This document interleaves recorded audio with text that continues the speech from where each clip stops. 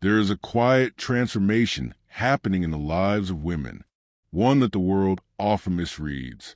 More than ever, women are being told, in subtle and not so subtle ways, that silence within their own bodies is something to be fixed, that when desire softens and intimacy becomes a distant thought, they must be broken, empty, or emotionally lost, as if not craving touch is unnatural, as if not being consumed by longing is a flaw to correct. But what if it's the opposite? What if the absence of noise is not a sign of lack, but the first sacred signal that something deeper is stirring? What if that stillness, that pause, is not emptiness at all, but the beginning of presence?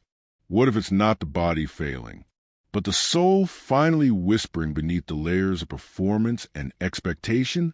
In the moments when a woman, either by choice or quiet instinct, steps away from the chase for affection, when she no longer participates in the performance of being desirable, something ancient and buried begins to rise within her, and that emergence, though invisible to the world, marks the return of a self that had long been forgotten, a self not shaped by longing, but by wholeness. This silence is not hollow. It is spacious. It is not a sign of depletion. It is the beginning of expansion, when she is no longer driven by the immediate gratification of being wanted, when she stops seeking reflections of her worth in the arms of others. Her body begins to listen, really listen, to the quiet music of her own being, and in that stillness, something grows that no pleasure ever gave her, a rooted sense of home within herself.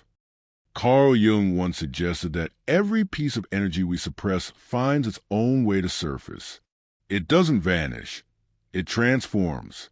And this couldn't be truer than in the quiet revolution that begins within a woman, when she stops running toward outer sources of satisfaction, when she no longer distracts her senses with fleeting indulgences, with a thrill of being desired, with the promise of closeness that never truly nourished her. Something deeper starts to form in the silence left behind. The craving fades, not into numbness, but into awareness. The fire that once burned for connection shifts direction. It turns inward, and in that inward gaze, the soul begins to stretch. It speaks, slowly at first, in a language long forgotten.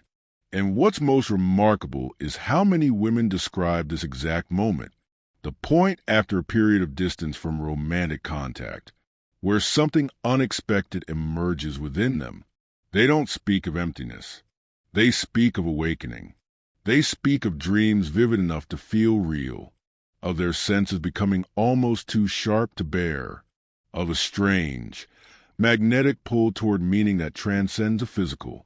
Their intuition flares up, no longer dulled by the noise of need. They begin to feel connected to something they can't name, something ancient, something vast. This shift is not random. It's not coincidence. It's a call, a real one. The absence of shared touch does not deaden the woman's body. It opens it in a direction the world cannot see. She doesn't grow cold. She begins to burn in places the world forgot existed. Inside her, territories long left untouched begin to awaken. Spaces even she never explored. Places of memory, of instinct, of inheritance. It is not abstinence in the way the world defines it, not a closing off, but a portal inward. This is where she begins to uncover versions of herself that were buried under validation, under approval, under the pressure to be pleasing, beautiful, enough. And what she finds there is not just self-awareness, but power. The kind of power that doesn't demand attention, because it has no desire to be consumed. The kind of power that knows itself. This isn't just about intimacy. It's about transmutation, about energy once scattered across empty pursuits now folding back inward, becoming focused, concentrated, quietly potent. A woman who no longer seeks outside. What must be grown within begins to change in ways that cannot be undone. The old hunger is replaced with something still but unbreakable. She no longer reaches outward for fragments of affection because she's discovered how to become the source. And yet, the world doesn't take kindly to such a woman. The society she lives in, shaped by a system that thrives on constant external validation, grows uneasy because a woman who removes herself from the theater of desire, who steps out of the currency of being pursued, becomes unreadable, uncontrollable. She no longer fits the narrative. She's not waiting to be loved. She's not offering her body as proof of worth. She's no longer digestible in bite-sized ideas of femininity.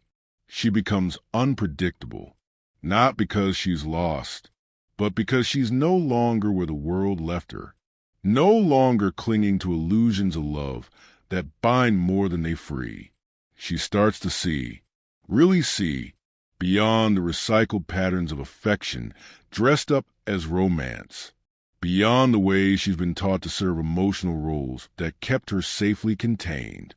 She sees how often love was just a mask for control, and how her silence now unravels that entire illusion.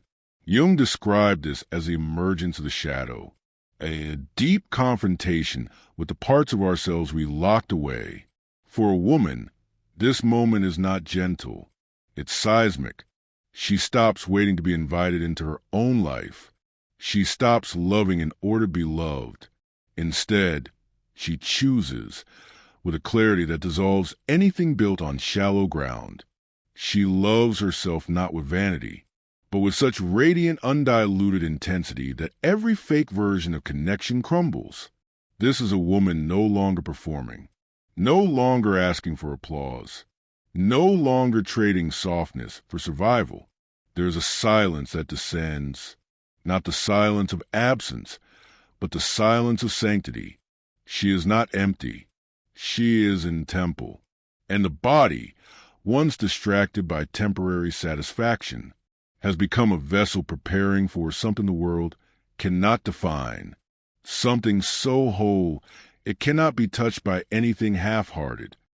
The world teaches a woman that to be wanted is to be worthy, that her beauty must spark desire, that her touch must invite closeness, that her silence, unless used to seduce, is a sign of something broken. And yet, there comes a moment, quiet but irreversible, when all that noise within her grows too loud to bear. It's not the outside world shouting anymore. It's the inside, a hum of thoughts, doubts, and longings that don't belong to her, but have lived inside her for years. Inherited, imposed, internalized. She begins to feel exhausted, not in the way others can see, but in a way that lives in the marrow, the fatigue of pretending, of smiling when her soul is silent, of reaching when all she wants is to return to herself. And that exhaustion becomes the portal, because underneath it lies something raw and real, the beginning of her own voice, one that doesn't sound like what she was taught. It sounds older, wilder, truer. Carl Jung said that what we deny in ourselves eventually returns as fate, and that's exactly what she feels when the body, slowly, steadily, begins to quiet. It's not a failure. It's not a mistake. It's the return of something sacred, something that wants to emerge without needing to be explained. She starts to pull away, not just from people, but from habits that used to define her. The way she dressed to be seen, the way she laughed to soften rooms, the way she reached for validation before reaching for herself. Now, that woman watches as her own impulses shift, and she doesn't quite understand why. But she doesn't need to, because a silent calling has begun to move inside her. Not a scream, but a subtle pull toward herself. She doesn't long for a touch, or a lover, or a night that blurs pain into pleasure. She longs for something she's never quite known, a place within herself where she is not performing, not pleasing, not proving. She longs to return to a home she has not yet seen, but has always known exists, And so, what the world calls abstinence, she now sees as a passage, a narrowing of distractions, so that the soul may finally widen. Through this quiet, she enters the path Jung named individuation, a journey of becoming whole, not by filling the spaces inside with others, but by reclaiming the pieces of herself she scattered in the name of love. What looks like absence is actually presence in its purest form. What looks like nothing is actually a deep preparation, a building of space for something real to be born. And slowly, everything begins to ache in a different way, not as wounds to run from, but as markers of a much larger story, one she's only just beginning to write. She starts seeing her past through a new lens, not just as a trail of failed connections, but as sacred messages she couldn't yet understand. The moments that once felt like breaking now begin to look like breaking open. The nights she cried in silence. The mornings she woke up hollow from giving too much. They no longer carry shame. They carry symbols. And in this slower rhythm, she begins to decipher them, not intellectually, but through presence, through the quiet honesty of sitting with her emotions, letting them reveal their patterns, their roots. The body that once rushed to meet someone else's need now learns to stay still.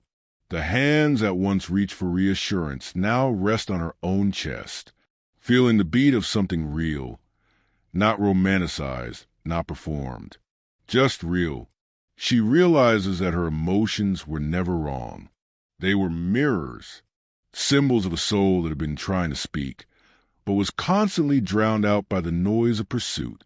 And as she stays with herself longer, without needing to be wanted, without filling the silence with substitutes, she begins to see clearly. Her worth was never in how much someone else desired her. It was always in how much truth she could hold when no one else was watching. She starts to crave stillness more than attention, presence more than passion. And not because she's given up on love, but because she stopped confusing love with being chosen. And something happens here, something almost mystical. A different kind of strength starts forming, not loud and visible, but rooted. Not the kind of strength that conquers, but the kind that holds herself, her story, her shadow, without shame.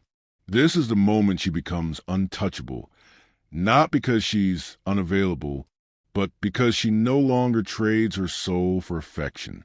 And yes, the world begins to fear her now, not out of cruelty, but out of discomfort, because no one taught the world what to do with a woman who has stopped begging, who no longer needs to be rescued, who looks into the eyes of others and no longer sees herself reflected there, but simply sees them clearly, without projection, without illusion, because she no longer wants to disappear into someone else.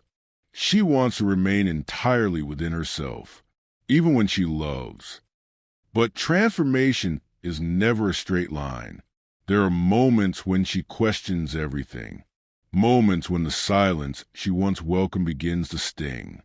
She starts to wonder if she's made a mistake, if stepping away from the world of attention and affection has cost her too much, if her youth is slipping through her fingers while she waits for a clarity that doesn't always come.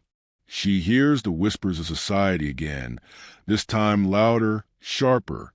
You don't have time. You're wasting your best years. You'll be forgotten. And though she's begun to shed those voices, they still echo in the hollow places she's only starting to fill.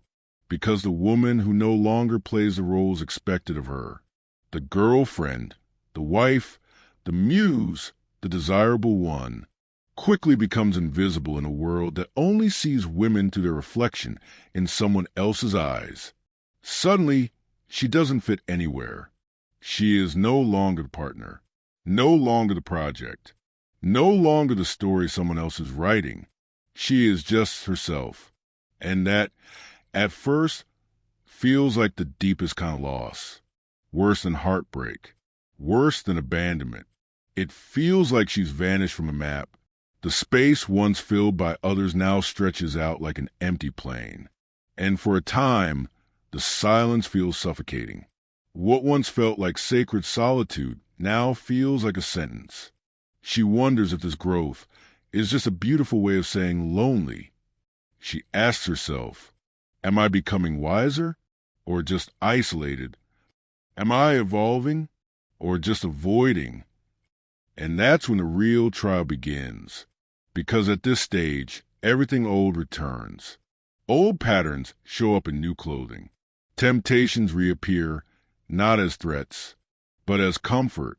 That easy text from someone who never really saw her. That fleeting flirtation that promises warmth but delivers nothing. That version of herself that knew how to play the part and win affection, even if it costs her soul. And all of it, begins to knock on the door. This is where most turn back. This is where maybe just once feels safer than I'll keep going. Where empty company starts to seem better than aching solitude. Where lukewarm love begins to feel like a fair trade for silence that offers no guarantees. But the woman who stays, who doesn't go back, even when the tears come, even when the bed feels colder than her resolve, even when no one around her understands what she's doing, that woman is stepping into something irreversible. Because what she's facing now is not rejection, it's purification. She's being stripped of illusions so that only what is real can remain. And it's brutal, and it's holy, and it is reshaping her cell by cell. And somewhere in the middle of that ache, something begins to shift, almost imperceptibly at first, like the faint stirring of roots breaking through frozen ground. The silence that once felt like exile now begins to feel like sanctuary. The emptiness, once unbearable, begins to breathe. It doesn't fill instantly, but it opens, and in that space, deeper questions begin to rise. Not from fear, but from clarity. Why did I always need to feel desire to feel alive? Why did the absence of another feel like the absence of myself? Why did I allow someone else's gaze to decide whether I existed at all? She no longer runs from the ache. She sits inside it. She listens to it. And in doing so, she learns that it was never a void. It was a mirror, reflecting the parts of her that were waiting to be met without flinching. Now, she no longer numbs herself with attention. She no longer bargains pieces of her essence for short-term companionship. Even on the longest, quietest nights, she stays, because she knows her body isn't in abstinence. It's in protection.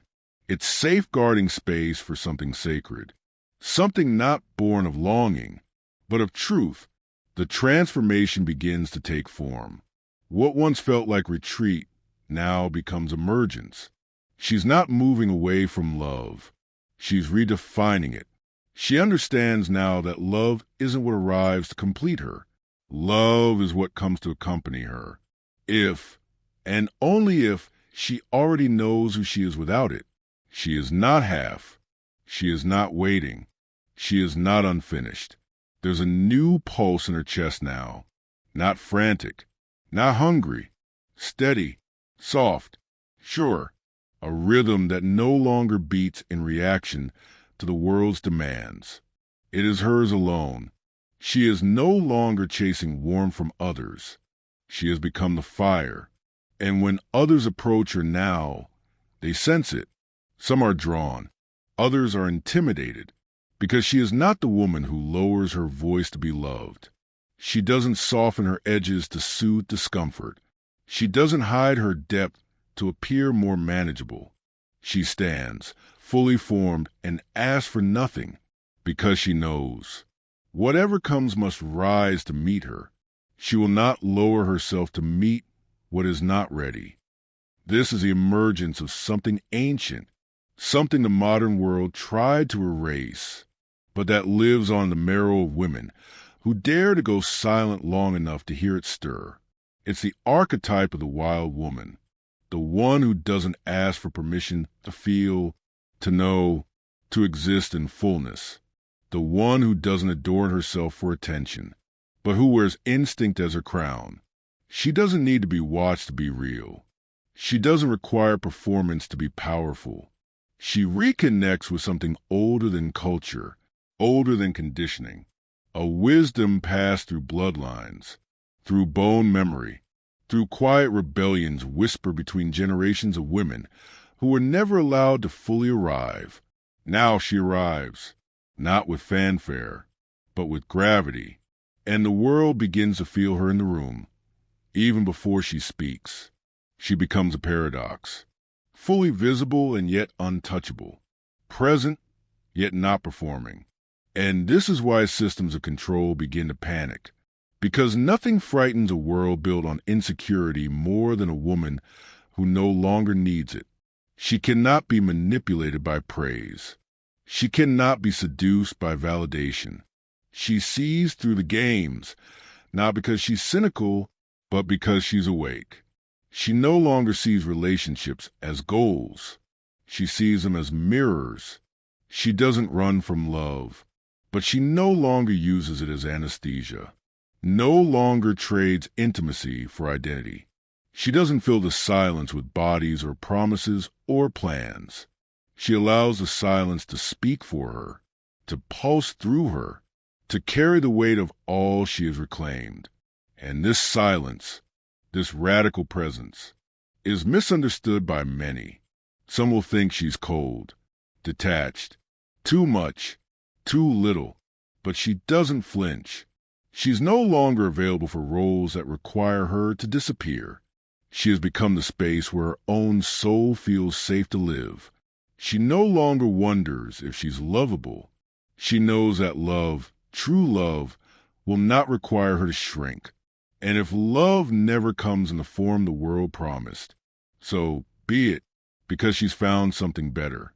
Herself, whole and unedited. Her body is no longer on pause. It's in ritual, a ritual the modern world has forgotten, but her soul never did. And though she cannot explain it to those who watch her from the outside, something sacred is taking place deep within her, something older than language, older than fear. She doesn't feel urgency anymore, not because she's complacent, but because the rhythm that moves her now doesn't respond to clocks or calendars. It responds to truth, to instinct, to the pacing of stars. There is no longer a race toward love. There is no longer a need to prove her worth by being held, wanted, chosen. She has chosen herself, fully, completely, repeatedly. And in doing so, she has built a life that cannot be collapsed by absence. Her body, once restless, seeking, aching to be seen, is now quiet, but not still, not dead, not cold. It is alive in a different way. It listens now. It holds now. It vibrates at a frequency tuned not to someone else's hunger, but to her own presence. This silence is a language, not the kind spoken, but the kind lived. And only those who have walked through their own depth can hear it. Only those who have sat in the fire of their own unraveling can recognize it.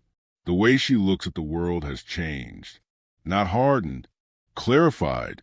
She doesn't engage in games that once consumed her, not because she is better than them, but because they no longer touch her. Her time is not a gift to be traded for scraps of attention. Her presence is not something to be earned by others. It is to be met, honored, held with care. And when someone enters her field now, they feel it. They feel the density of her truth. They feel the depth of her silence. They feel the electricity of someone who has walked through their own fire and come out holy, not pure, but whole, not untouched, but transformed. She is not waiting. She is not hiding. She is not lacking.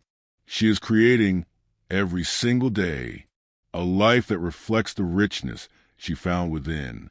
And when desire returns, when closeness comes again, it will not be born from lack. It will not be a reaction to loneliness. It will be sacred, because now everything she offers comes from a place of overflow, and that is the kind of intimacy that cannot be broken. At this point, her transformation is no longer personal. It becomes archetypal. She starts to sense it wasn't just her body that went quiet, but generations of women before her, women who were told to hush, to submit, to disappear behind someone else's story. She begins to feel them walking beside her. In the silence, she hears their whispers, their warnings, their blessings, and suddenly, her journey is not just hers. It is a thread in a much older tapestry.